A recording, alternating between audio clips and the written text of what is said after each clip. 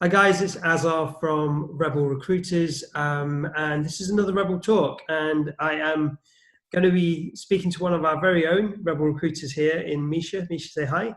Hi. Misha is our lead dev recruiter, and she's worked with me for many years, recruiting for developers across the UK. And today we're going to be talking about how we can use this opportunity, or not us, but you, how you can use the opportunity move towards being a remote first dev team and why you might want to do that. So let's jump straight in. Misha, what's been your kind of background of working with remote first dev teams and developers that work remotely full time? Oh, so very personal. My other half is in a remote first development team and actually arm of the company that he works at. I have worked with various companies that are remote first, some that are transitioning to remote working, and some that are just kind of like dipping their toe in. So yeah. Oh, and I work remotely myself. So I can imagine there's a lot of software engineering managers, CTOs, leaders, kind of like me, just itching to get back to the office and get all their devs together and go back to the way things were. What do you think? What would you say to some, people like that who maybe are just not considering remote working as a long-term option for their dev team? I would say that you would be missing a trick.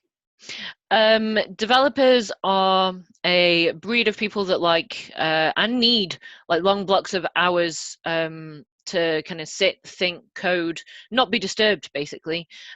Obviously, a lot easier when you haven't got tiny children running around, but it is possible to lock yourself away and get that kind of peace and quiet that you wouldn't be able to get in any other kind of scenario, like being in an office or other kind of environment that's noisy and busy.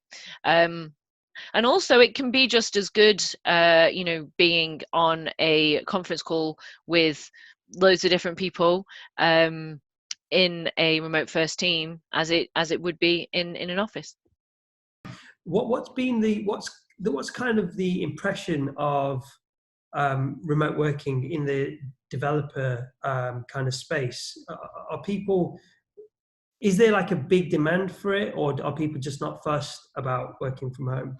No, they're very much working from home is becoming the go-to thing, really. I think that coronavirus, hopefully, the pandemic that we're going through, we can take some good stuff from it. Hopefully, it'll be a catalyst for change. A lot of people, including developers are people, want to, see their family more, want to have a better work-life balance. And by that, I mean, not just, a box to be ticked by a HR person, but actually spending time with their family, choosing your own hours, and being able to focus better. It's becoming, it will even be traded off for salary, some parts of your salary. It's becoming a benefit in and of itself, just because one act can open up so many different avenues to better your life. Yeah, very much the demand is high. There are some people that will only work remotely, or at least need that flexibility from an employer to be able to really be happy. And to be honest, if we don't want happy workers, then what the hell are you doing? It's an interesting one because obviously, that's a good point. I work very closely with you, and you hear of a lot of the candidates that you deal with. One of the very first questions they ask is, would they let me work remotely? And Yeah. I think we're at the point now where most of the time we're like, just ask that question. Yeah. No, Yeah. unfortunately. But we very rarely hear of someone that's been working remotely and then comes to us looking for a job saying, look, yeah, I've been working remotely. I really hate it. I just want to get a job back in an office again. It just doesn't happen, does it? It has happened. Does it? It has happened once. Oh. Yeah, once. Placed a chap in a completely remote role. He tried it for a year. It wasn't for him. He didn't like it. He felt quite isolated and just kind of like separated from the group. And to be honest, he wanted an office-based role, which fair play to him. And that's his decision. But I think that could have potentially have been avoided, because you get into the nitty-gritty of actually how are you implementing this. I mean, remote working is one thing. in and of itself, but it can be implemented in so many different ways. If you do it right, it can be amazing, and majority of people will like it. There are always going to be scenarios where people, it just doesn't fit with them and their lifestyle. They might have 6 children running around. They actually can't find a place to work productively, and an office is actually an escape for them. So fair play to those people. But majority of people in the UK, at least at the moment, that I've spoken to, would very much want, at least, as I say, at least the flexibility to know that they can work from home if they want to and they need to. But from my point of view, a remote first company has all of the benefits of a thriving kind of tech company that you would get from an office, if not more, really. Just because, like, you can have everybody in the same place at the same time. You can build up camaraderie. There are hundreds of tech products that facilitate online working, remote working, collaboration. You don't have to feel isolated. You don't have to feel alone. I think it can kind of venture into the isolation area if you don't fully commit.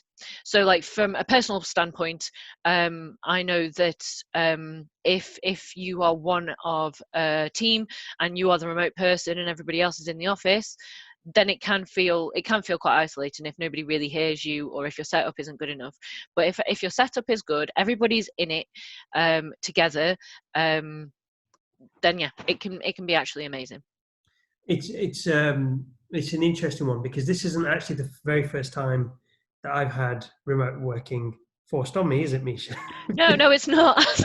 Yeah, the whole reason we do remote working at Rebel is because Misha just turned up one day and told me there's some good news, and I was like, oh great, you've got a new client maybe, or you've had, I don't know, you've hit a new target. And she's like, no, I've just had an offer accepted on the house. And I was like, that's great. Where is it? West Bridgeford? Is it in Woollerton? No, Huddersfield. Yeah, bit of a clanger. So, Not gonna lie. we've had experience of kind of having that scenario, having to work through that scenario really, really quickly. So if there's like, I don't know, a dev manager, and he's going to, or she's going to their MD and saying, look, I really want to commit to having remote working in my team, Yeah. right? And there's a lot of logistical challenges there, and obviously it's not a small thing to implement culturally either. Are the benefits in terms of being able to retain and attract talent really worth it? Are they that different? Yes, massively so. I mean, it does not take a genius to figure out that if you restrict yourself to a 20-mile radius of a particular building, you are only going to get a subsection of those people to consider for your role. And not gonna lie, I used to live in Stapleford, and there aren't that many developers in Stapleford. In and around certain areas, yes, fair enough. London, I mean, to be fair, I'm kind of being down on Stapleford. Nottingham is great for talent. There are various, mainly cities, that are going to be great for talent. However, if you cast your net 70 to 100 miles from that particular building, then you are going to open up a plethora of different people that you can contact, that will not only have the skills that you want, but also will be a good personality fit for your team as well. Like, so I don't think that you lose anything from considering remote working as an option, and you have everything to gain. Like, yeah, it's good in so many ways. Yeah. Okay, I think we're going to wrap up there. So obviously we've got a really big advocate for remote working in Misha. If you want to know anything more about how successful teams are or have implemented a remote first policy, Yes. obviously contact Misha on LinkedIn, or email address, which is Misha@rebelrecruiters.co.uk. Glad you remembered. Awesome. Obviously. Okay, thank you. I will see you again for another edition or session. I don't know what to call them. Episode, Another episode. There we go. Take care. Bye-bye. Bye.